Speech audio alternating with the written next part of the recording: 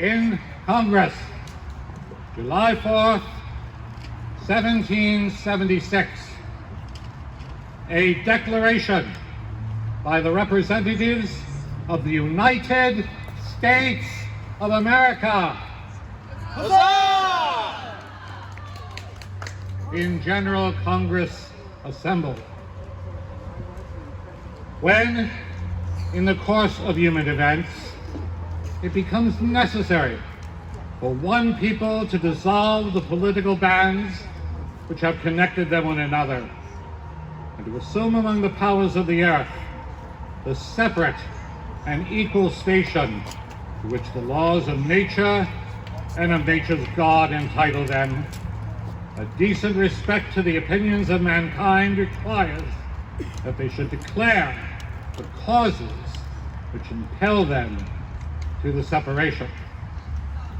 We hold these truths to be self-evident, that all men are created equal, that they are endowed by their Creator with certain unalienable rights, and among these are life, liberty, and the pursuit of happiness.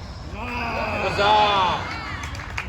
That to secure these rights, governments are instituted among men, deriving their just powers from the consent of the governed.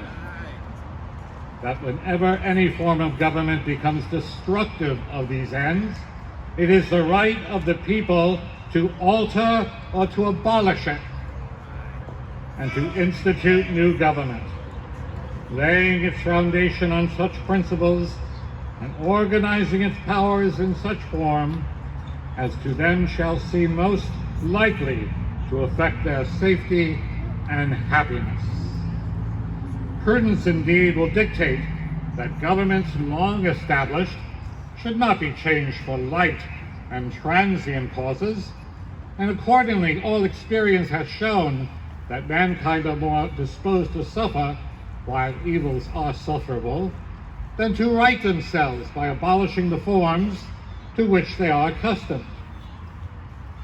For when a long train of abuses and usurpations, pursuing invariably the same object, evinces a design to reduce them unto absolute despotism, it is their right, it is their duty to throw off such government and to provide new guards for their future security.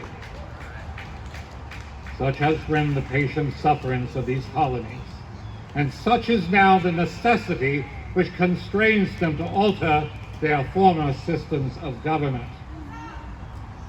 The history of the present King of Great Britain is a history of repeated injuries and usurpations,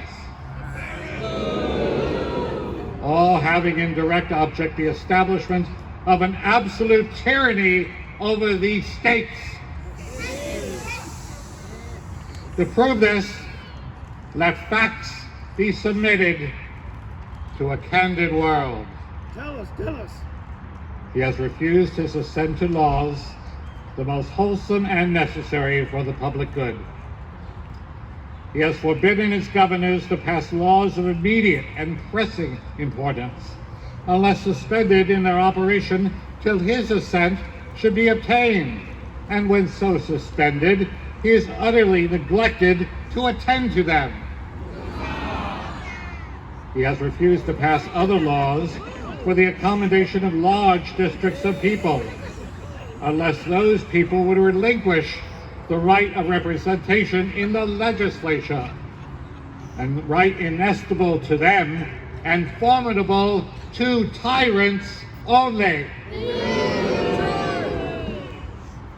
He has called together legislative bodies at places unusual, uncomfortable, and distant from the depository of their public records, for the sole purpose of fatiguing them into compliance with his measures. Injustice!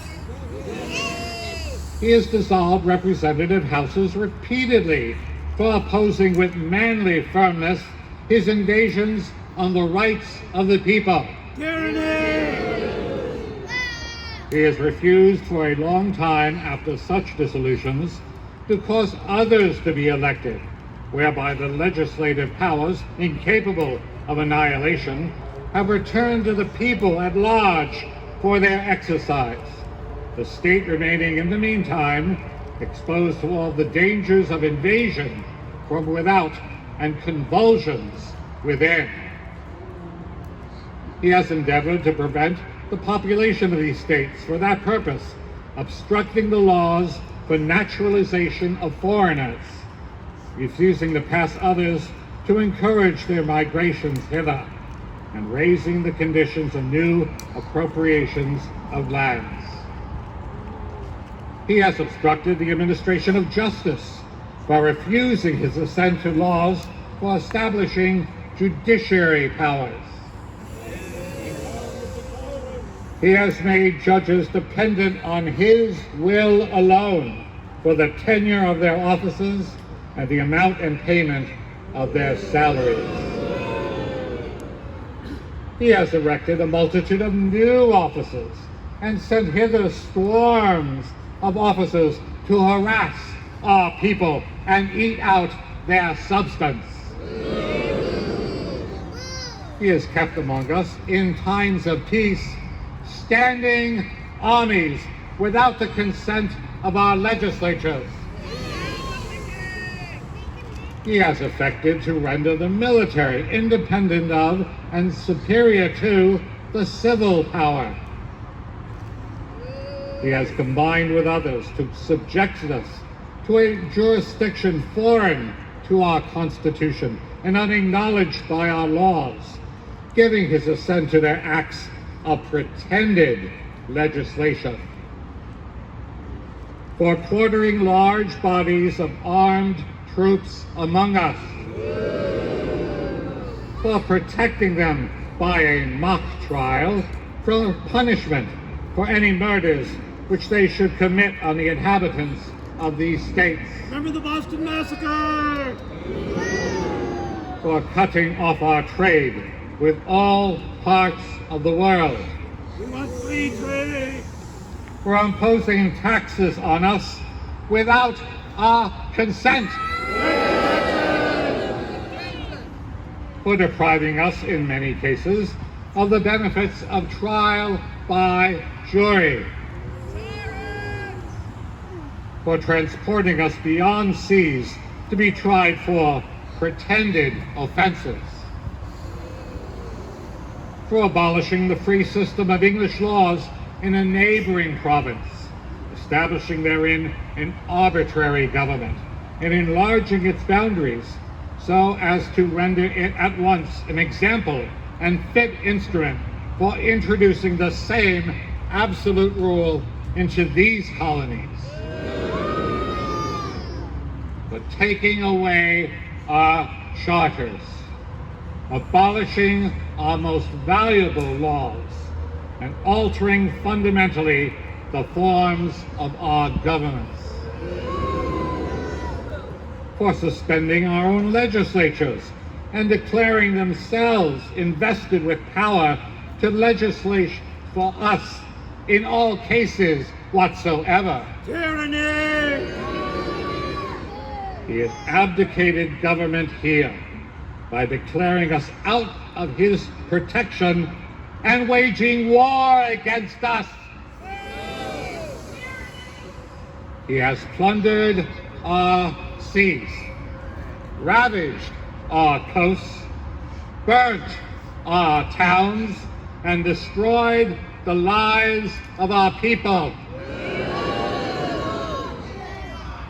He is at this time transporting large armies of foreign mercenaries to complete the works of death, desolation, and tyranny, already begun with circumstances of cruelty and perfidy scarcely paralleled in the most barbarous ages, and totally unworthy the head of a civilized nation.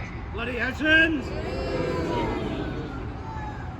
He has constrained our fellow citizens, taken captive on the high seas, to bear arms against their country, to become the executioners of their friends and brethren, or to fall themselves by their hands. He has excited domestic insurrections amongst us, and has endeavored to bring on the inhabitants of our frontiers the merciless Indian savages, whose known rule of warfare is an undistinguished destruction of all ages, sexes, and conditions. In every stage of these oppressions, we have petitioned for redress in the most humble terms. Our repeated petitions have been answered only by repeated injury. A prince whose character is thus marked by every act which may define a tyrant is unfit to be the ruler of a free people. Down with the king! Nor have we been wanting in attentions to our British brethren. We have warned them from time to time of attempts by their legislature to extend an unwarrantable jurisdiction over us. We have reminded them of the circumstances of our emigration and settlement here. We have appealed to their native justice and magnanimity, and we have conjured them by the ties of our common kindred to disavow these usurpations, which would inevitably interrupt our connections and correspondence. They too have been deaf to the voice of justice and consanguinity.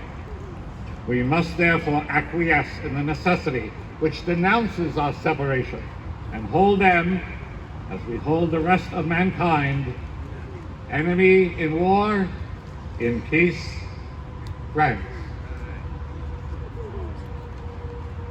We therefore, the representatives of the United States of America, Huzzah!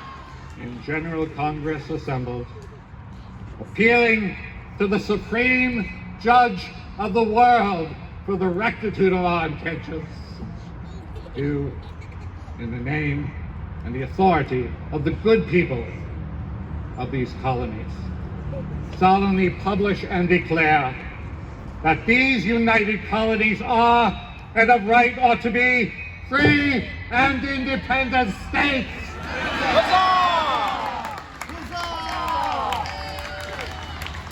That they are absolved from all allegiance to the British Crown, and that all political connection between them and the state of Great Britain is and ought to be totally dissolved. Huzzah! And that as free and independent states, they have full power to levy war, conclude peace, contract alliances, establish commerce, and to do all other acts and things which independent states may of right do. Huzzah! And for the support of this declaration, with a firm reliance on the protection of divine providence, we mutually pledge to each other our lives, our fortunes, and our sacred honor. Perpetual and undisturbed independence to these United States of America. Hip hip! Huzzah! Hip hip! Huzzah!